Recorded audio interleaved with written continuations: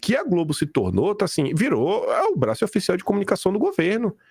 Olha aquela entrada do Lula no Jornal Nacional, na sabatina. O William Bonner, na primeira pergunta, ele coloca o Lula como vítima e basicamente pergunta: Lula, você desculpa o Brasil? Só faltou falar isso. Era um negócio assim, cara, o que tá acontecendo? E ele falou o seguinte: Bolsonaro é um fantoche dos Illuminati, judeus e maçons, os donos do mundo. Kim, você insiste em defender ele. Parece um agente contratado. Então, assim, a rapaziada tem muito essa imagem do Kim, né, Kim? Então, responde o Illuminatus aí, por favor. Ô, Mano Walter, tu brilhou muito na seleção do Superchat e o Illuminatus brilhou mais ainda. Olha o Kim vermelho. Ô, Kim, sai dessa agora, meu amigo. Tá bom. É cada coisa que a gente escuta, né? O que eu posso falar, velho? Prove que você não é um agente dos Illuminati. Nem como eu vou provar que eu não sou, né? Eu costumo, no meu canal secundário, saio pra caminhar e não tem ninguém na rua. Aí eu falo, gente, é que aqui na verdade, né, eu nem existo. Como é que você pode provar que eu existo? Quem pode provar que eu não sou inteligência artificial? Ninguém tem foto comigo. Talvez eu seja o primeiro, né? Tô aqui exatamente. Minha memória é boa, né? Vai que minha memória é boa exatamente porque eu não seja de real. Aí eu tava passando na frente andando. Aí aqui tem empresa de segurança chamada KGB Security, né? Eu falei, eita. Agora vocês descobriram que eu tô na Rússia, mas não se preocupe, eu atravessei a rua e tava assim, a Bannon Station, né? Aí eu falei, o Steve Bannon de um lado, a Rússia do outro. Vamos aqui. Mano, tem uma galera que viaja, viu? Na boa. Tem a galera que fala que eu sou da direita duguinista, direita caçabista, direita passapanista, turma do Bolsonaro, vendido do Centrão, valdemarista. Agora, funcionário dos Illuminati, essa foi nova. Essa eu não sei nem por onde começar a rebater isso daí, mas agora, tomara que eles realmente me notem aí, viu? Quiser me dar uma ajuda aí, Illuminati, tamo junto, viu? Ô, Kim, mas a lista tá grande, né, cara? E toda essa lista aí você herda por conta do Bolsonaro, cara. E aí, como é que fica? Ele não falou só de você, ele falou do Bolsonaro também. Se é novidade pra você, a afirmação dele em relação ao Bolsonaro também é novidade? Pra mim é novidade. Pô, Bolsonaro a serviço dos Illuminati, sabe? Pra mim essa aí é uma das teorias é uma teoria que é realmente conspiração. Porque o registro histórico em torno disso daí, eu acho ele muito fraco. Sabe? Não é que não tenha existido uma sociedade Illuminati, etc. Mas você conseguir traçar isso daí até os dias de hoje, realmente de forma coesa, com documentos comprobatórios e mostrando que existe um certo núcleo de atuação, pra mim é muito difícil. E aí, pra eu acreditar em alguma coisa, e eu gosto de uma conspiração, cara, você tem que realmente conseguir linkar os fatos, sabe? Você vai puxando, aí pega, aí mostra, aqui, ó, tá vendo? Que o que tá falando é maluquice? É igual a gente tava falando lá atrás. Quando você pega essas histórias de conspiração, você sempre escuta falar da família Rothschild. Mas você consegue pegar na Biblioteca Nacional e não faltam notícias e eventos no Brasil que realmente a família Rothschild teve um papel de destaque. Inúmeros empréstimos diferentes, renegociação de dívida, o dinheiro para comprar o Acre, que foi dos Rothschild, inclusive eles negociaram com o Bolivian Syndicate, o empréstimo lá do café para manter os preços, diante da queda do preço lá em 1924, a precificação da Vale, o Ratinho Júnior contratando também sem licitação, acho que o próprio Rothschild também agora, coisa recente lá na Copel. Então você consegue traçar um vínculo real que você, eita, estranho, hein? Aí você pega o Macron, era banqueiro do Banco Rothschild, aí você fica, pô, estranho, hein? Mas Illuminati, essa aí pra mim é furada, essa teoria. Essa aí pra mim é furada. Mas e pra botar botar um tempero nesse papo aí, tu acha que o Bolsonaro, ele representa quem? Ele é enviado de quem na política brasileira? Porque ele chegou à presidência, ele consegue fazer alguma leitura aí, sem que você se enquadre todos esses memes que você tá aí, passapanista e etc. É isso, mas eu realmente acho que Bolsonaro foi um erro inesperado. Porque tava tudo se desenhando pro sistema voltar ao poder no pós-Dilma. Conseguiram impeachment, veio o Temer, aí veio primeiro o Joesley Day, que ninguém esperava. E aí veio a rede social. A eleição presidencial, rede social, foi só a partir de 2018. Nem 2014, que já tinha Facebook e tava essa coisa toda. Ainda era muito TV, ainda tinha, por mais que os mais jovens já tivessem na rede social, foi diferente. Eu acho que foi um erro de percurso. Os caras, não acho que eles minimizaram, eu acho que eles estavam vendo. Eles fizeram de tudo, inclusive, para silenciar o que estava acontecendo. Eu comento isso direto. Não sei se tu acompanhava a política na época, se tu tava no Facebook, mas todos esses grupos, cara, de 2017, 2016, já tinha as idas de Bolsonaro, que chegava em aeroporto, os aeroportos lotados de Sim, sim. gente, passeata, carreata, e não saía nada na imprensa escrita. Nada. Nem na escrita, nem na televisão, nada. É como se Bolsonaro não existisse, assim, mantém silêncio. Só que o movimento era real, então começava a aparecer o nome na pesquisa, aí a imprensa só ou fingia que não aconteceu ou falava mal, mas assim, foi uma espiral de silêncio completa em torno do que estava acontecendo. Para mim, eles erraram, foi o erro do sistema. Eles acharam que finalmente voltaria e não voltou. Aí eles tiram Lula para primeiro conseguir destruir o bolsonarismo e agora o sistema se reorganiza para ver se consegue voltar em uma figura mais comedida, que ele sabe que ainda não dá. Mas vai ser o objetivo, voltar a ter um presidente da República alinhado aos interesses, né, de quem manda e desmanda no país. O novo Fernando Henrique Cardoso, talvez ele seja o último representante aí dessa esfera de poder que domina o Brasil. Então, aí em 2018 surge o Bolsonaro disputa contra o poste do Lula, né, o Haddad, um cara que teria condições de ganhar uma eleição por mérito próprio, ele era o poste do Lula, assim como o Lula teve a Dilma, né? Em 2022 há o confronto, Lula versus Bolsonaro. E 2026 caminha pro Bolsonaro, o poste do Bolsonaro versus o Lula, né? E como é que vai ser isso? Se o Bolsonaro estiver inelegível, vai ser o indicado do Bolsonaro, portanto, o poste do Bolsonaro, né? Assim, no mesmo movimento de 2018. Então, tá 1-1 nessa disputa, né? Numa disputa indireta. O Lula venceu do Bolsonaro, né? Em 2022 e 2026. Tu tá confiante que o poste do Bolsonaro ganha do Lula? Eu acho que em uma condição um pouco anormal, a direita leva. Mas no Brasil, às vezes, as coisas são muito anormais. Aí a gente não sabe, né? Você vai vendo os candidatos ficando inelegível ao longo do processo, até chegar lá, na hora que realmente se decide as coisas, o pessoal tem tanta chance, tanta coisa que pode ser feita, até para tentar criminalizar a oposição. No Brasil, se alguém hoje no Brasil acha impossível o Lula vencer de WO, aconteceu alguma coisa e falou, mano, essa eleição tá anulada, o cara é isso, o cara é aquilo outro. A União Europeia anulou a eleição na Romênia, porque era alvo de desinformação russa. A Le Pen, antes mesmo de apelar, né, não está transitado e julgado, já está inelegível. Prisão domiciliar por 2 anos, multa. Então, esse é o mundo da democracia liberal, né? Onde a juristocracia está cada vez mais forte. E eu acho que a juristocracia não quer o posto do Bolsonaro, quem quer que seja, né, dessa linha, no poder máximo de uma república. Então, vamos ver. Mas eu acho que se for um pouco anormal ainda, é da direita. Tem que ser muito anormal, mas é possível. Um pouco anormal é da direita. 2022 também seria da direita, né? Não, velho. 2022... Tu tava vendo o Bolsonaro perdendo já? Tinha certeza que perderia? Quando tem um primeiro turno, quando começa a eleição, quando eu começo a receber a notificação judicial, eu falo, irmão, tá estranho isso aqui, viu? O bicho tá começando a pegar. E aí eu começo a ver as coisas que tá acontecendo, assim, no segundo turno, na hora que teve o primeiro turno, eu falei, rapaz, a galera aí vai precisar tirar uma questão de votos.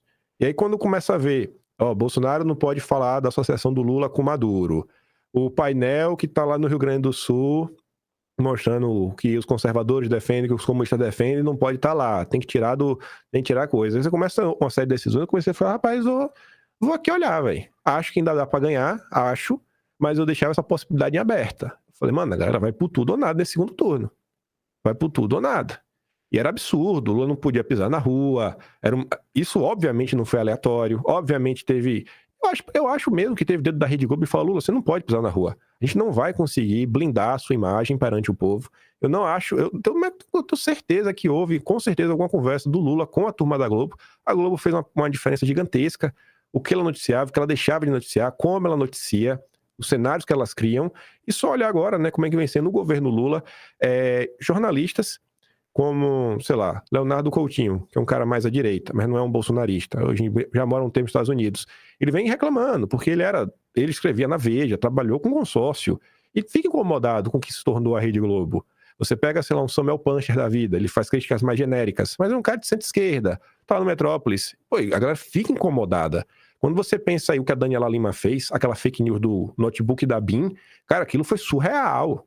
Aquilo foi surreal.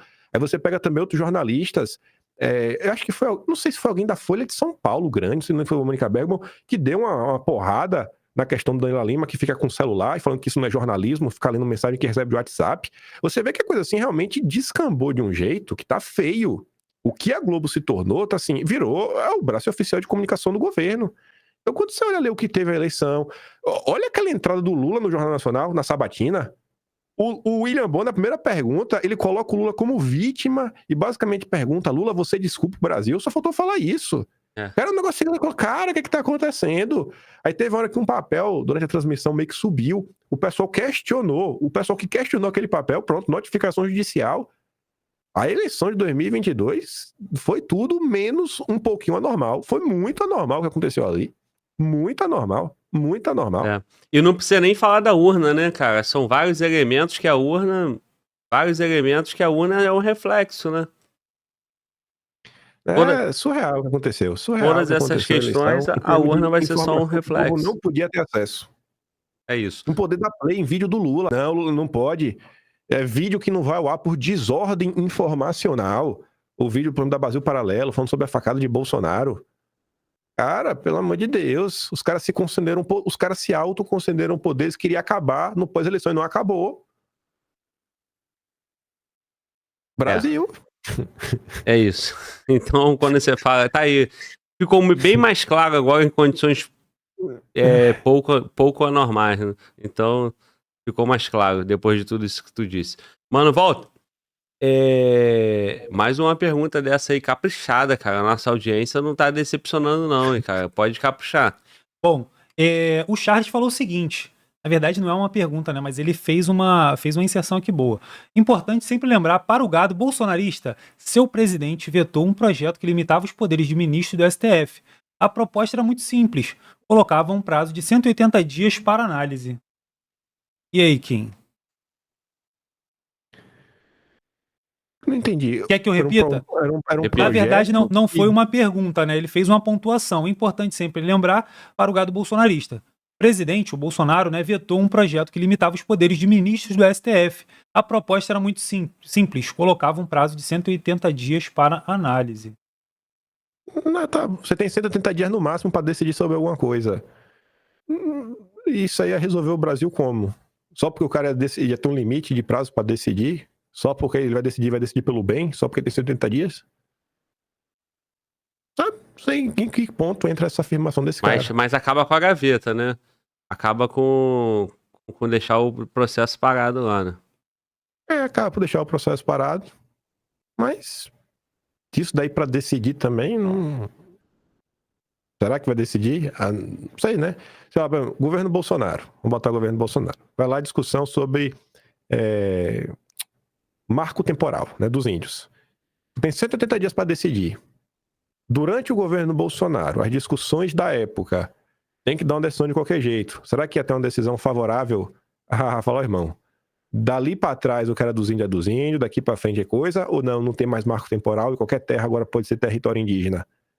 Assim, às vezes tem algumas decisões que colocar prazo para decidir no Brasil, do jeito que as coisas funcionam no Brasil, tem que ir de qualquer jeito, eu acho meio complicado. Não, mas o Congresso achou razoável, né? Não, o Congresso votou para manter o marco temporal. E o Judiciário não, eu digo, se foi uma proposta vetada pelo Bolsonaro, o Congresso achou razoável e aprovou. Sim, o Congresso achou uma coisa razoável. Aí também tem que se questionar, né? Como era a composição do Congresso na época. Sei lá, o Congresso, quem foi que votou favorável? Olhar, um projeto desse passado, no mínimo 257 pessoas. Era um cenário que a direita era minoria. A direita que reclama tanto do judiciário, vetar um projeto desse, sei lá, às vezes pode ter um pormenor, né? O chamado jabutis. Não acho que não é tão simples assim essa fala, né? Mas se ele acha isso, tá de boa também. Não vou criar uma guerra por causa disso, não. Isso aí. Não, mas o camarada, quando ele fala gado bolsonarista, ele não tá se referindo a você, não, Kim, pô. Não, mas quem quer que seja, a minha, todo mundo, tá de boa, eu não ligo, não. Pode chamar do que for aí. Tá acostumado, né? Tô acostumado. Vou perder meu Vem dia. cá, porque eu quero quando dormir tu ligado. falou do MBL, o pessoal no chat ficou perguntando, e aí eu acabei não interrompendo a conversa. Quando tu falou de Chico, Chico quem era? Linguiça. Chico É o Renan Linguiça. Santos. Chico Linguiça, Renan Santos. Quem é? Renan Santos, o Renan líder Santos. supremo deles. Tava perguntando, quem é o Chico Quem é o- Linguiça? é, falaram. Não perguntaram no chat? Pô, é o Renan. Ele não tem uma É. cara de Chico Linguiça? Será pra ele assim, fica de Chico Cadê, mano, Linguiça? volta? Coloca o Chico Linguiça pra gente ver. Quem é o Chico Linguiça? Pô, Eu não mas- sei não, cara. Eu não sei Renan, nada. pô. É o Coroa. Tá, mas não é importante, mano, volta. Deixa É. o Chico Linguiça pra lá e Renan também pra lá. Beleza. Vou ler um outro superchat aqui relacionado ao Bolsonaro. É o seguinte, o Renilton Bezerra. Kim, vejo suas lives todo... Na verdade, eu vou ler um outro, né? O Malta. Kim, você mudou na outra vez que você veio, desde a outra vez que você veio no podcast. Parecia um bolsominion. Você defendeu todos os absurdos com que o Bolsonaro... todos os abusos, né? Absurdos que o Bolsonaro fez, né? O que aconteceu? Você se frustrou com o Bolsonaro? Mas eu sigo defendendo o Bolsonaro aqui. O que foi que eu falei contra ele? É porque hoje aqui a gente não tá na discussão em torno de Bolsonaro, das minhas de Bolsonaro. A gente tá tentando aqui discutir Brasil, outras coisas. Se a gente for falar das minhas de Bolsonaro, eu vou fazer igual que eu tava comentando sobre o MBL. Pô, vamos lá, vamos trazer o fato, vamos explicar o que aconteceu, vamos ver as conjunturas, nada é tão preto no branco, como o pessoal tá tentando colocar. Eu sigo mesmo, mano. Passando pano pro Jair lá. Eu Agora, acho que o Jair é o caminho que vai trazer algum resultado prático. mas a internet é boa, né, cara? O camarada mandou aqui, é o Kingadin. Kingadin. De um lado eu sou o Kingadinho, do outro você tá frustrado com o Bolsonaro? Caralho, mano, ao mesmo tempo eu sou o gado frustrado. É isso, irmão. É um paradoxo. É isso. Não, mas aí quando tu afirma, né, eu sigo passando pano, aí, porra, aí que o cara vai falar mais também, né, Kim? Ah, mas eu não ligo não, cara. Mano, eu acho que não existe imparcialidade. Eu prefiro assumir o meu lado. Porque aí o cara me escuta e fala, ó, mano, o que esse cara tá falando faz sentido, ele tá apresentando aí uns fatos, mas ele tá deixando o cara com o lado dele. Então talvez tenha alguma coisa que ele deixou passar, talvez por ser emocionado, ou talvez até de propósito, vai que ele é safado também. E eu vou atrás pra ver ali o outro lado da história. Mas eu pelo menos deixo claro. O que me incomoda é o jornalista que finge que é imparcial, mas tu sabe que o cara não é imparcial. Concordo. Mano, qual é o problema? Assume teu lado, cara. E é um erro, né? Que segue. E é um erro e é um mal perverso, porque você tem lado, quem quer te assistir, assiste sabendo teu lado. Inclusive o cara opositor, o cara da esquerda, porque ele vai lá tentar refutar tuas ideias. Ou então, calma aí, deixa eu ver se esse cara me faz pensar. Tá bacana. Agora, o problema é ficar travestido de um jornalismo imparcial que não tem zero imparcialidade, né? Pois é. Cara, todo movimento político tem qualidades e defeitos. Pode ter poucas qualidades ou muitas qualidades, poucos defeitos, muitos defeitos, mas todos têm. Eu acho a coisa mais justa do mundo o cara falar, ó, cara, eu sou Lula, sabe? Entendo os defeitos que o Lula tem, mas minha macrovisão, minha cosmovisão de mundo, eu acho que o petismo ainda é o melhor caminho, eu vou para o PT. Pronto. Justo. Sua visão. A minha visão vai por esse caminho. Agora, para de fingir, velho. Para de fingimento. Ou adotar um discurso apolítico. Ah, ninguém presta, não sei o quê. Só quem presta sou eu. Tô aqui só para criticar. Para mim, o melhor exemplo disso aí é Nando Moura. Ninguém presta pro Nando Moura. Já percebeu? Ninguém presta. Todo mundo é ruim. A solução do Nando Moura é o quê? Sai do Brasil? Nem isso ele sai, porque ele tá ganhando dinheiro. Até apareceu um vídeo aí, o próprio pessoal do MBL agora recortou e postou. O Nando Moura falando que enquanto o pessoal aí se desespera, ele ganha dinheiro vendendo lenço, né? Falando assim, ele vendendo soluções. O negócio dele é reclamar. Reclamar, ele ganha com insatisfação, só isso. Eu quero ver alguma coisa sair construída, seja pela direita, né? Óbvio que é o lado que eu tô. Eu quero ver alguma construção. Agora, não tô só pra reclamar e viver de adicência e superchat com o Nando Moura e vender curso. Pô, pelo amor de Deus. Agora, que nada resiste ao tempo, né, cara? Porque o tempo é o senhor da razão, né? E aí tu pega aí o Nando Moura e o MBL agora em confronto, né? Brigando, né? Pois é. Curioso, né? Mas assim... Será que eles não sabiam uma coisa do outro no passado? Eles descobriram agora que ambos têm problemas? Sabe? Aí a régua moral tá lá em cima. Aí agora... E aí? Agora tá brigando? cara, assim, Você comunica política e aí o teu trabalho tá fundamentado nisso. O MBL é um movimento político. O Nando Moura, ele também comenta política, ele comenta várias outras coisas ali.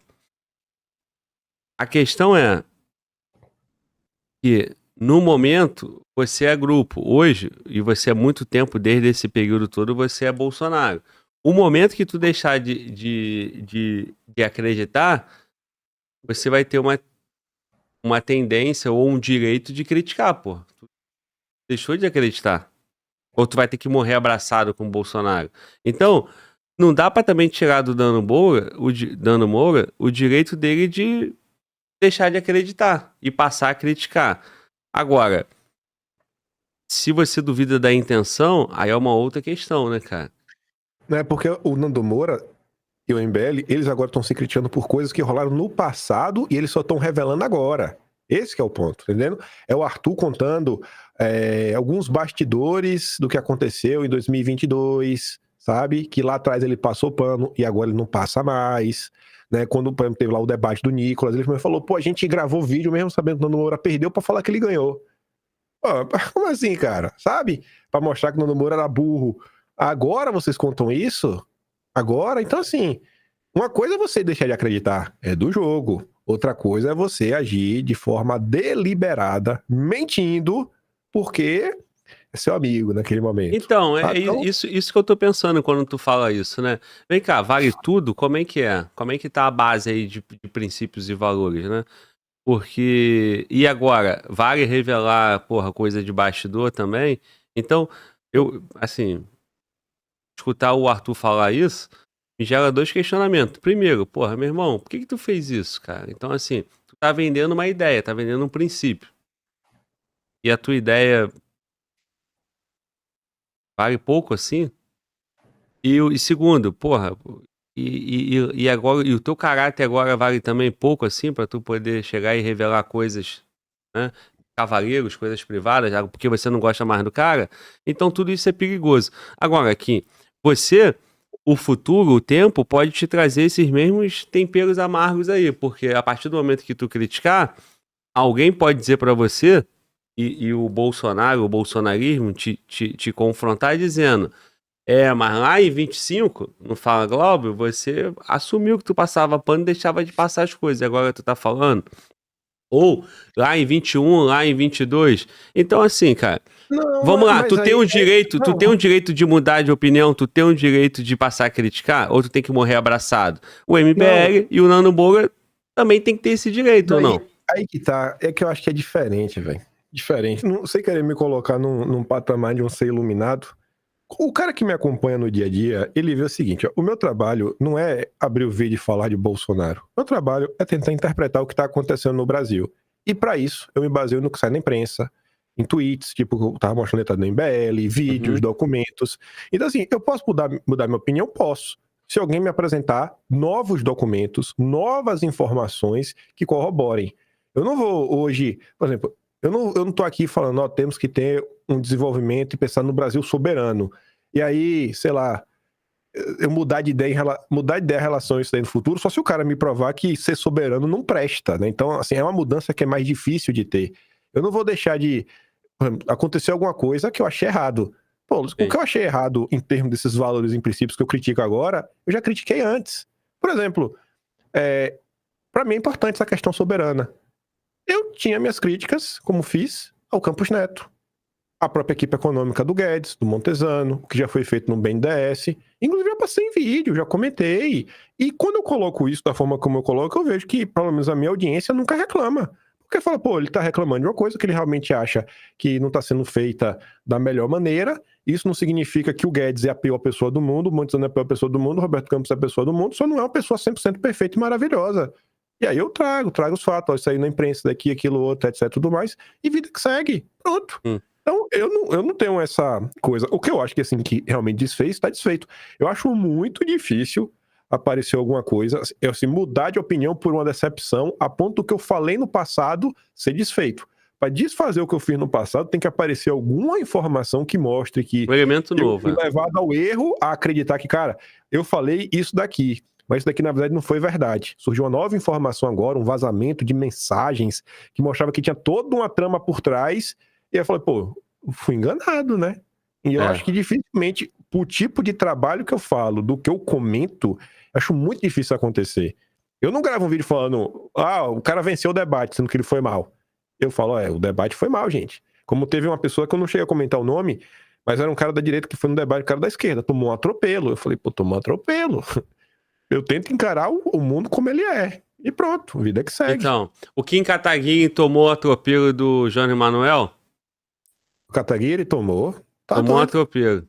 Foi mais ou menos. Não foi tão feio o atropelo, não. Aí, mas se o MBL fez vídeo pra defender o Nando Moura, que imaginem pra defender o Kim, né? Pois é. O Jones é da tropa, eu digo lá, é meu amigo. O Alberto Cantalice, presidente da fundação do PT, ataca o Jones Manuel porque diz que ele é compartilhado por mim. É mesmo? É. Mas olha aqui, cara. Meme já com eu carregando assim o Jones no colo. É mesmo? Lindo. Eu nem gosto, né? Aí eu falo, meu amigo Jones Manuel. Aí tem uma vez que ele gravou um vídeo pra falar que não somos amigos. Não somos. O cara precisou gravar um vídeo pra falar que a gente não é amigo. Eu falei, pô, Jones, deixa de coisa. Eu falei, gente, ele não pode afirmar que a gente é amigo. Ele tá precisando mentir, que é pra gente continuar amigo, ele poder continuar criticando o Lula sem ser cancelado. Aí eu dobro a meta também.